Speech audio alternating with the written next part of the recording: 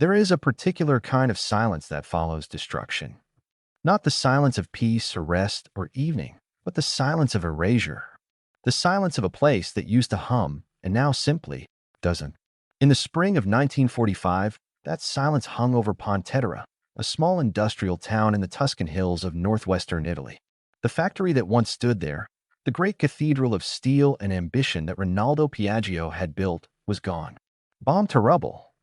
Leveled by Allied air raids targeting one of the most strategically important manufacturing complexes in Axis-controlled Europe. But to understand what was lost, you have to go back. You have to go back to the beginning, when the name Piaggio meant something almost impossible to comprehend for a modern audience. Rinaldo Piaggio founded his company in 1884. He was a Genoese entrepreneur, sharp-eyed, relentless, blessed with a kind of ambition that turned small workshops into industrial legends. He started in wood, luxury interiors for ships, fine paneling for ocean liners. But Rinaldo was never a man content with one market, one product, one idea. He expanded. He pushed. He hired. He built. By the early 20th century, Piaggio and Company had become something extraordinary. A genuine industrial empire. The company manufactured railway carriages. It built tramway cars. It moved into shipbuilding components. And then, in the years before the First World War, it made the leap that would define the next 3 decades of its existence. It turned its eyes to the sky. Piaggio entered aviation manufacturing with the same aggressive certainty it had brought to every other venture. And it was here, in the world of engines, airframes, and propellers, that the company truly became a titan. By the 1930s, Piaggio was producing some of the most advanced aircraft in the world. Military aircraft, commercial aircraft, flying boats, record-setting machines. In 1938, a Piaggio-built aircraft, the P.23R, set a world speed record for seaplanes. It was a moment of national pride, a symbol of Italian technical supremacy. Mussolini's regime celebrated it. The company celebrated it. Italy celebrated it. Rinaldo Piaggio died in 1938, at the height of his company's power.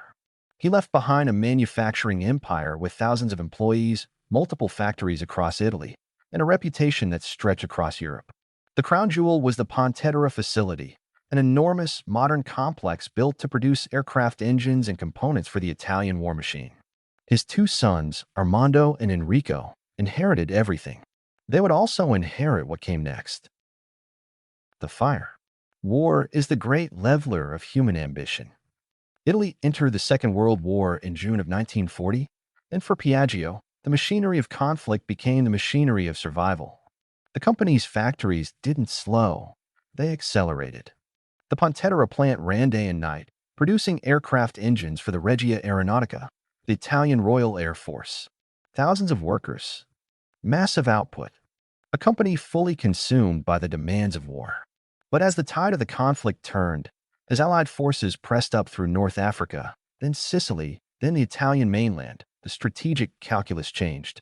The great industrial facilities of northern and central Italy became targets. Necessary targets. On the 31st of August, 1943, Allied bombers struck Pontedera. They came again in 1944. And again. The raids were precise and devastating. By the time the war ended in April of 1945, the Piaggio facility at Pontedera had been reduced to wreckage. 90% destroyed. The machines were gone. The buildings were gone. The infrastructure that Rinaldo Piaggio had spent a lifetime constructing had been returned, in a matter of months, to dust. Italy itself was in ruins. Its economy had collapsed. Its transportation networks were shattered. Millions of people were displaced, hungry, struggling to understand what normal life could even look like anymore. The industrial north, the engine of Italian wealth, had been hammered into rubble. And Enrico Piaggio stood in the ruins of his father's empire and had to make a decision. Not a business decision. Not a strategic pivot. An existential one. Did the company rebuild? Could it rebuild? And if it did, rebuild into what? The reckoning. This is the moment that separates ordinary companies from legendary ones. The easy answer, the safe answer, would have been to do what dozens of other shattered Italian manufacturers did. Wait. Apply for reconstruction funds. try slowly and painfully to restore what had been lost. Return to aircraft production if contracts came. Survive. Enrico Piaggio was not built for the easy answer. He was 37 years old in 1945. He had watched his father's legacy bombed into oblivion. And now he walked the ruins of Pontedera with a different kind of vision in his eyes. Not nostalgia, not grief, calculation.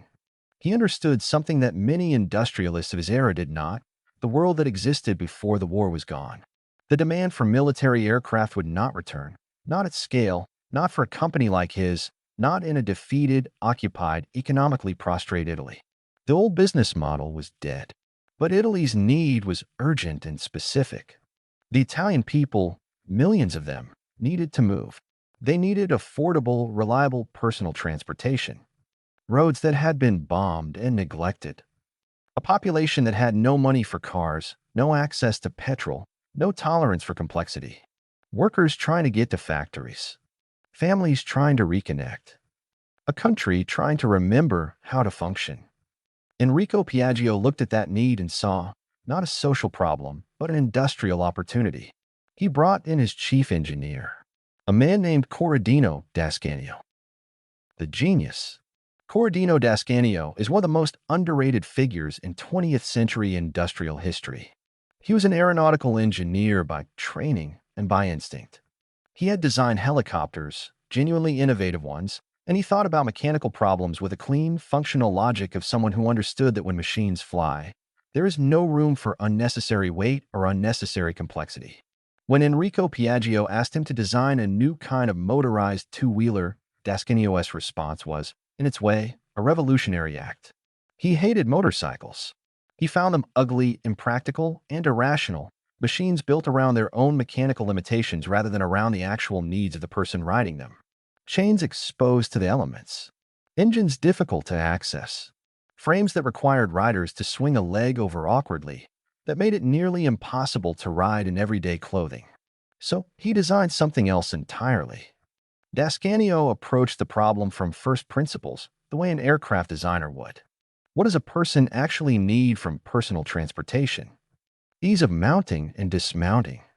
Protection from the elements. Clean mechanics. Structural elegance. Lightweight. Simplicity of maintenance. He put the engine directly on the rear wheel, eliminating the chain drive entirely. He mounted the spare wheel on the side, accessible and logical. He enclosed the mechanical components within a pressed steel monocoque body, a single structural shell, like an aircraft fuselage, that was both the frame and the protection. He designed a step-through frame that allowed riders to sit naturally, in ordinary clothes, without contortion.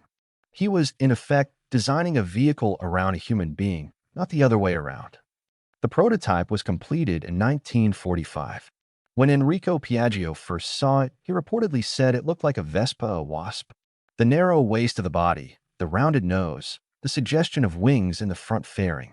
The name stuck. On the 23rd of April, 1946, Piaggio registered the patent for the Vespa. The description read, a motorcycle of rational complexity, having a bodywork with a shield protecting the rider, a comfortable seat, and a step-through frame. That dry technical language doesn't begin to capture what they had created. The Wasp stings the world. The Vespa went on sale in 1946 at a price that was deliberately accessible to ordinary Italian workers. Not cheap, but attainable. Something you could save for. Something you could aspire to. The public response was immediate, and it was overwhelming. Italy had not seen anything like it. Here was a machine that was not intimidating. Not mechanical looking in the old, oily, masculine way of motorcycles. It was sculptural. It was friendly.